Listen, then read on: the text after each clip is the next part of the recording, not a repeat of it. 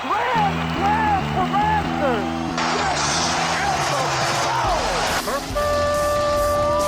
It's time for Blessed to Play on EWTN Radio, uncovering the role that faith plays in the lives of sports professionals from around the country.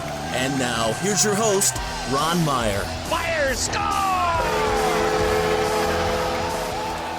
My guest today is Justin Stafford. He's currently the assistant track and field coach at Kansas State University, where he helps student athletes become the best versions of themselves while training to qualify to compete at the 2024 Olympics for Team USA in the hammer throw. He was a finalist at the 2023 and 2022 USA Track and Field Championships and competed in the 2021 Olympic trials. He's a UCLA graduate where he was a former track and field athlete for the Bruins. We'll talk about Justin's career, which is so promising, and why his Catholic faith has deep meaning in his life. Welcome, Justin. Thank you, Ron. I really appreciate it. Thank you for your time. Well, before we get into your hammer throwing ability and where you are right now, just looking over your family history, you definitely have the gene. You just had to activate it on the athletic side. In fact, I think your dad was a varsity letterman at Cal. You had younger siblings who compete at the collegiate level throwing the hammer. Former guest on the show, your sister Jillian is one of them. You had a grandfather who pitched for the Philadelphia Phillies, and it goes on and on. So talk about your love for sports. Obviously, you had parents who supported you in pursuing athletics, but you had embraced that yourself. So tell us a little bit about your history with sports. Yeah, absolutely. So definitely, love playing sports starting from a very young age. Always been competitive, and as you interviewed Jill. I'm the oldest of four, so it was always just competitive growing up, and always grew up, wanting to be like my dad. And so that was actually a big goal of mine to play football at Cal Berkeley like he did. Started playing football in high school. I did have the opportunity to walk on at Cal. And I was kind of determining if that would actually be the best choice. And funny enough, a football coach who recruited my dad to Berkeley about 30 years earlier, he had then since been at Sacramento State when I was graduating in 2014. They recruited me, and he told me to try track and field just as cross training for football. And so I was like, okay, sure. And long story short, got into the throwing events and absolutely fell in love with them, had phenomenal coaches. And from there was kind of determining if I should do football or track at the next level. I just wasn't sure. Decided to go to Saddleback Community College to do both. And then the throws coach there really just kind of persuaded me and challenged me to go all in on throwing. And so then I did. So it's kind of a funny parallel there for, growing up, wanted to be a football player, and the same coach who recruited my dad recruited me. And then had a good career at Saddleback. And I actually had a great throw at the Mount Sac Relays, which was the biggest invitational event for junior colleges in California, and had a great day, PR'd, super excited to kind of transfer. And the very next day, I actually broke my back in a weightlifting accident. Oof. And that kind of changed the direction of my life from there. So from Saddleback, you decided to go to UCLA, and you mentioned this back issue, and I don't know if that was going to hamper your ability early on at UCLA, but talk about going to UCLA, throwing for the Bruins, and how you progressed there as well. Yeah, absolutely. So got injured in junior college. It was an 18-month recovery process. Thank God I made a full recovery. And then, ended up transferring to UCLA, transferred in spring of 2017. And it was a rough adjustment. I knew it was going to be a higher level of competition, but, you go from junior college and then to UCLA, academics are, a lot harder. The level of competition is higher. And that's exactly what I wanted. But I actually ended up fouling half of my throws in competition, just under half, and ended up fouling out at the first level of the NCAA championships. It was called the regional meet. And after that, I knew I would never let that happen ever again. Worked extremely hard, ended up qualifying for the NCAA national championships my junior and senior year. became a 2-time second-team All-American. Was really, really fortunate to have had a great coach, amazing teammates. Had a great experience at UCLA. Well, talk about what you need to do to be the best thrower that you can be. I mean, a lot of these competitions just come down to feet, and someone has to get the edge. So, what do you need to do to get that edge to your competitive guy, obviously, to get, to outperform the competitors in the field?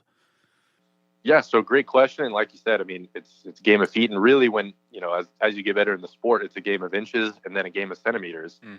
And, it's a lot of repetitions, a lot of technique, rhythm, timing. I've been very fortunate to have had great coaches who have done the events at a high level. My coach at UCLA is also a UCLA grad himself. And he also threw at UCLA. He's a former record holder at his time there. Yeah, technique, rhythm, and timing. You have to really be a student of the game. And something that also attracted me to throwing was that, versus other sports growing up that are more team oriented, you could have a great day and maybe someone else doesn't, or, you're really not doing your job and, other people are doing great. And so you guys don't win together. But in track, you're totally responsible for your success and your failure. And so knowing that, it's really, hey, what you put in is what you're going to get out. And so it's really those who, put in the most work. It's almost like a psychological advantage where you can just kind of look people in the eye and be like, you know what, I know what I've done and I can go in there and just compete and do well. It's kind of multifaceted, but there's a lot that goes into it. Absolutely. Blessed to play Ron Meyer. We're chatting today with Justin Stafford. He's a former UCLA Bruin hammer throwing on the track and field team, and now he's competing at the international level, also competing to win a spot, hopefully, on Team USA in the 2024 Olympic Games.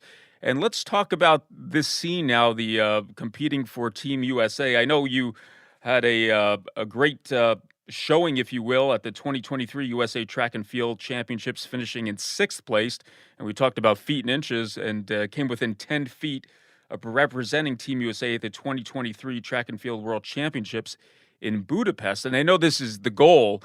So what does it mean now when you're going against the best of the best? I mean, you're taking it from collegiate level where you did great at UCLA and now you're more on the national, international scene. How has your life changed in preparation to achieve your goal to represent Team USA? Yeah, so I would say it's just been a continual focused journey. The Olympics, it's every 4 years. And so it's really a full commitment, a 4-year full commitment toward a certain specific goal. And so, it's a lot of habits done over and over and over again. Had a conversation with one of the best shot put coaches, really of all time. His name's Art Venegas, and he was a former coach at UCLA. And I asked him, hey, he's coached several Olympians, world champions. And I asked him, hey, what's the difference between the best of the best versus those who, they're great, but what separates the best of the best? And he actually said they're boring people, when you look at their life. And so I always thought that was interesting, but it's true. It's, you do the same things every single day, constantly challenging yourself to give your best effort every single day. And it's just consistency. Yeah. So it's stacking that on top of each other. I've been fortunate to compete against, handfuls of Olympians and, a lot of the other guys who are at the top of their game in the world rankings. And it's been a process, like from when I first graduated, this is new, but then now it's very, very familiar. And, I'm working my tail off to make that team. So, it's just a continual process, but really sticking to it and, really believing in yourself. Have to be all in on what you can do and, trusting God that it's, just sticking to it and it's going to work out. Yeah. And what is the interpersonal relationships on the national scene? Obviously, you're competing against each other, but is there a strong fraternity or you kind of got to put the friendships on the back burner? How does that work out within the hammer throw community, if you will? Yeah, so that's a great question. And it is definitely like a big fraternity. It's a great group, a bunch of great guys and girls on the women's side. Everybody's very supportive of each other. And that honestly wasn't something I was really expecting going into track and field, but it really is a relational sport. And I'm really fortunate because I feel like I have friends now. I could couch surf all around the world now, with friends from different countries. And even with the guys that, in the United States, even though the USA Championships and Olympic trials are, very high pressure events. And I mean, personally, I love that. but still everybody's very supportive of each other. So it's a cool, unique environment to be a part of. How about mentoring now? I know you're going to be an example to other athletes who might not even be, introduced to hammer throwing or the discus or stuff of that sort. Do you reach out to certain types of athletes to get them involved and maybe, try it out to see if they have a talent in that field? Yeah, definitely. And I feel like I'm very honored to kind of be in that position because I had no idea what the hammer was when I first started when I was 18 years old. And I was, again, very fortunate to have had great coaching that allowed me to progress to, the next levels. And I know that kids, that went to my high school and surrounding areas, they saw that and like, oh, well, that kind of paves the trail to be able to get into a good school. And so it's been cool to see a number of kids that are now competing at the collegiate level and doing well. I know now with being a volunteer assistant at Kansas State, it's a great honor and opportunity to be able to work with current student athletes and just showing how track and field can kind of be your, personification to personal excellence, to be the best version of yourself. And, how you do one thing is how you do everything. So you give your all on the track, you'll find yourself giving your all in the classroom, with your friends and family, work situations, whatever you got going on. It's given a lot to me. And so I'm very fortunate to be able to give back. So as the sport evolved during your course of, just throwing the hammer, I know like with athletes now, nutrition, the psychological dimension, all those things are important in getting the most out of an athlete. Has it evolved in that manner through your progression into the national scene? Absolutely. Yeah, it's very holistic. And so, especially going into big competitions, I always make sure that I'm in my best possible place, not only physically, mentally, psychologically, but also spiritually as well. And we can talk more about that later, but especially too, as you continue to progress in the sport, like I said, it goes from a game of feet to a game of inches to a game of centimeters. And so you got to be able to do everything you can because the difference between winning and losing is so small. You got to make sure you're on top of every part of your game holistically. Yeah, that body, mind, and spirit balance just to keep the athlete in the right mindset and have everything working in accord is super important. And I'd like to talk about that, Justin, the body, mind, and spirit, the faith dimension to you being an athlete on the national level. We're talking with Justin Stafford. We're talking about his career as a hammer thrower nationally. We're going to talk about his faith when Blessed to Play returns after this.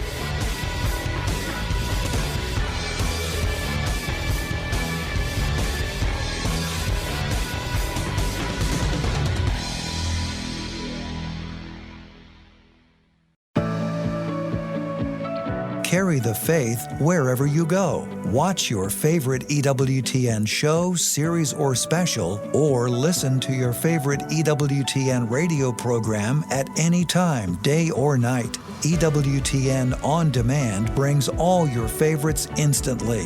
Download the EWTN app at EWTNapps.com today. Apple TV allows you to instantly stream your favorite EWTN television and radio shows to your TV. All you need is a high-speed internet connection, a TV, and the Apple TV player. EWTN, the Global Catholic Network.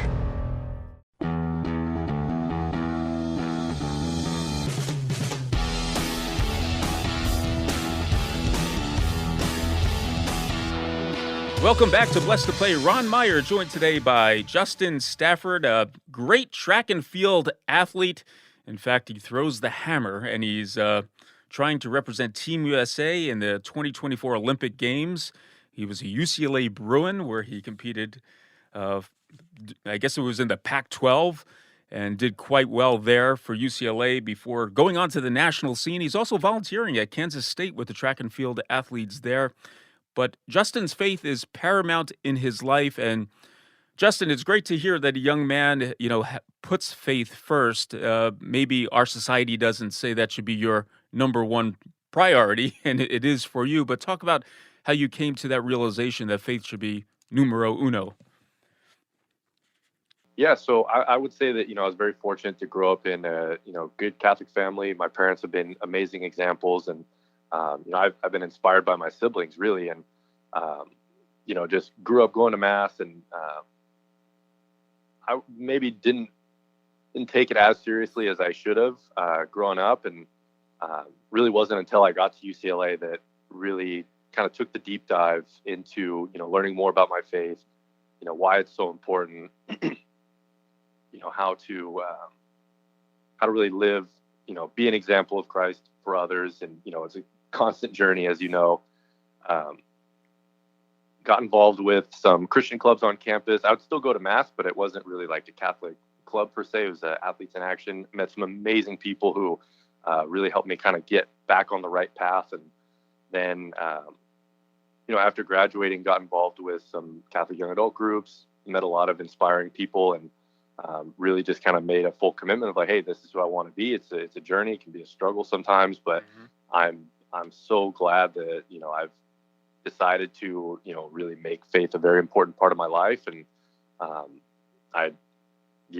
it's incredibly important to me.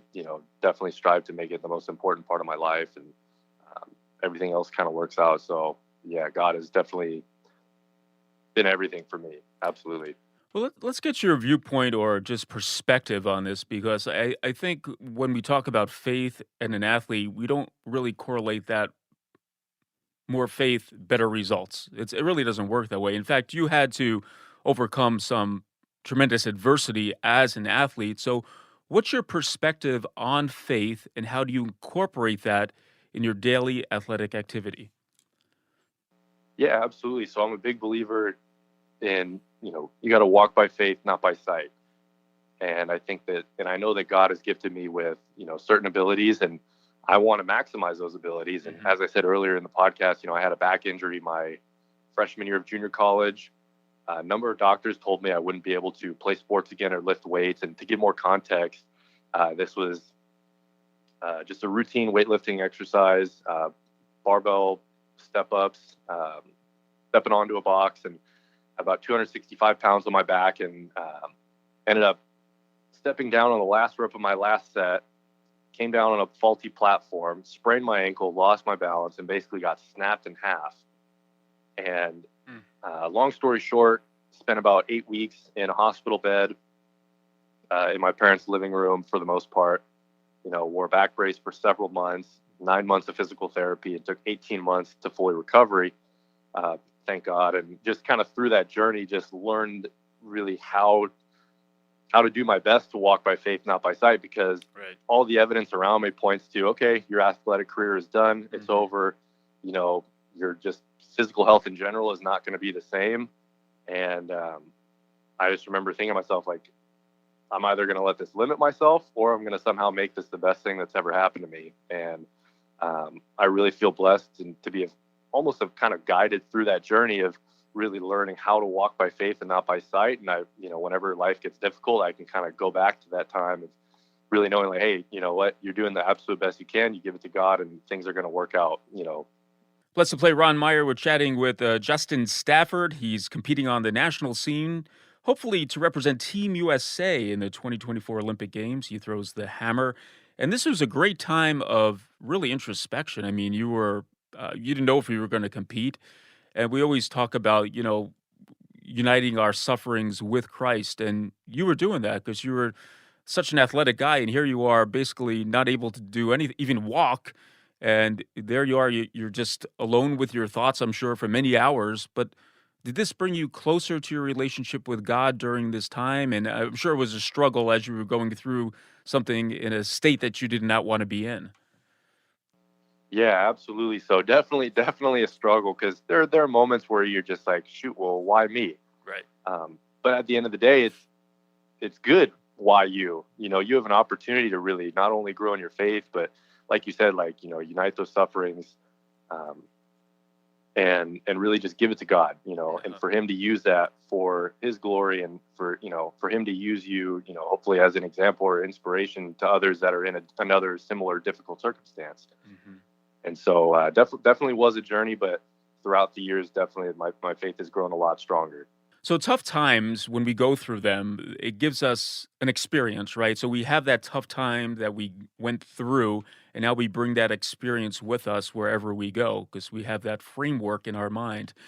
So I'm thinking now, when you're competing at such a high level and people talk about pressure in sports and stuff like that, I think you've been through some pressure in your life, outside of the athletic competition arena. Has this helped you out in your perspective and also just as a competitor in what you're doing? Oh, absolutely. I mean, like I said, I absolutely love the high pressure situations Hmm. because it's fun and that's what you work for. But also, too, going back to, having gone through adversity and, become better for it. Yeah, when things are tough, hey, I've been through tough stuff. I can do this. And also, too, just Hmm. looking at competition as, hey, this is fun. This is a blessing. This is something I get to do. This is a privilege to be able to compete at this level. And I think that takes away so much of the pressure or, kind of undue mental stress. And it makes it fun. Like this is an adventure that I get to be on. How lucky am I? And how much would you say that what you do is mental compared to physical? I would say it's significantly more mental. Obviously, hey, we're physically working out, but as you get to talk to high level athletes and coaches all the time. The mental aspect is so much more significant than the physical when you get into that really high level competitive space. And um, yeah, it's paramount. If you aren't able to be mentally strong and anything can set you off, like how are you really going to be able to overcome that? You got to be able to dig into the difficulties, uh, in order to find those higher levels of success that you're looking for. So I'm just interested. If you're at the dinner table, you have your dad there, who was a Cal football player, Jillian, who throws the hammer at UCLA. You have other siblings and just relatives in general. What is the conversation like at the Stafford household? We're approaching a holiday coming up. What's it going to be? Is it going to be? Are you going to talk a lot of sports and how to get the edge? Yeah, I mean, we'll be talking sports, but really just looking forward to being together. We play a lot of games. It's Uh-huh. always like ping pong or card games. So that's always a lot of fun for sure. And as far as faith goes, I mean, I always like to ask athletes this: what sustained you? I know as Catholics, obviously the Mass, and there's so many devotionals, but everyone has a different devotional, a different practice that they do. Maybe when they get up in the morning or when they go to bed in the evening. So, what sustains you? How do you get right with God or keep that faith perspective as you go through your day? Yeah, absolutely. So I wish I started this earlier, but just doing a daily rosary a few Hmm. years ago really, I so many graces come with that, and really just growing closer to Christ. And um, I would highly recommend that for any young athletes listening who aren't doing that. Also, too, just going to confession regularly. I think that's really helped me out a lot. And um, like we're talking about those highest levels of competition and like Olympic trials and um, USA championships, like really just kind of getting spiritually right. I can't recommend that enough. Really just kind of allows you to go into competition with a clear head. Um, and yeah, it's been a huge benefit to me. But also too, going to mass as much as you can. Hmm. These are things that I really wish I did. I really wish I did when I was younger. That I try to implement now as much as I can. But would highly recommend that to any younger athletes listening. I'm just curious. You competed at the Division 1 level. You're coaching at the Division 1 level. You're competing at the national level. What is the faith community like? Is more athletes gravitating towards faith? Do they take faith with them? Is it are you the minority? What is the climate like? Yeah, so that's a good question. And I mean, I've actually been learning a lot now going from California to Kansas. I moved in September to Hmm. start volunteer coaching at Kansas State. And the faith community is very strong, in Kansas. And so that's been really great to see. There's a lot of strong faith communities in California as well. But just from my perspective from, UCLA, there are a lot of great people and, who really strengthened me in my faith, but it wasn't as like culturally strong as it is in Kansas. When you were a track and field athlete at UCLA, I'm just curious about this. I know the rivalries within the Pac-12 now. The Pac-12 is no longer, but obviously UCLA, USC, Cal. Who was the big who did you get up for a little bit extra when you're competing on the track and field side? Oh, USC, easy. Yeah, that was a big deal, the dual meet every single year, and it was fun too. Like I said, my college coach, John Frazier, he was a thrower at UCLA in the '80s, and he would always give a pregame speech the day before the meet, and it got everybody in the right headspace. Of it just means more. It really does, and one of the biggest rivalries in collegiate sports.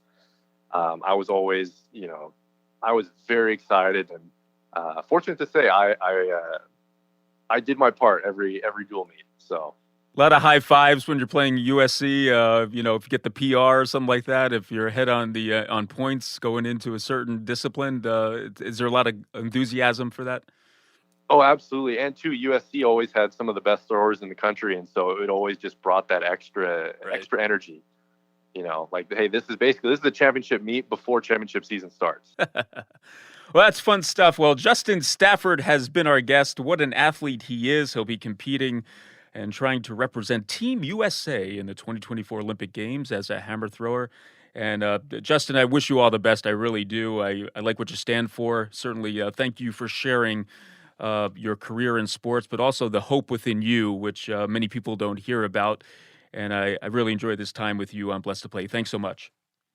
Thank you, Ron. Likewise, really appreciate you making the time. And thank you for what you do. You inspire a lot of people, and looking forward to continuing to listen in and go from there. So thank you as well, and Merry Christmas. Thank you. Hey, Blessed to Play fans, check us out on the web at blessedtoplay.com. That's blessed2play.com. You can like us on Facebook and hit us up on the platform X at Blessed to Play. For Justin Stafford, I'm Ron Meyer. We'll catch you next time right here on Blessed to Play. You've been listening to Blessed to Play with host Ron Meyer on the EWTN Global Catholic Network. If you have a question or comment about today's show, feel free to email us at info@blessedtoplay.com. That's blessed, 2, play.com. You can also connect with the show on the web at www.blessedtoplay.com. Again, that's blessed, 2, play.com. Join us again next time for Blessed to Play on the EWTN Global Catholic Network.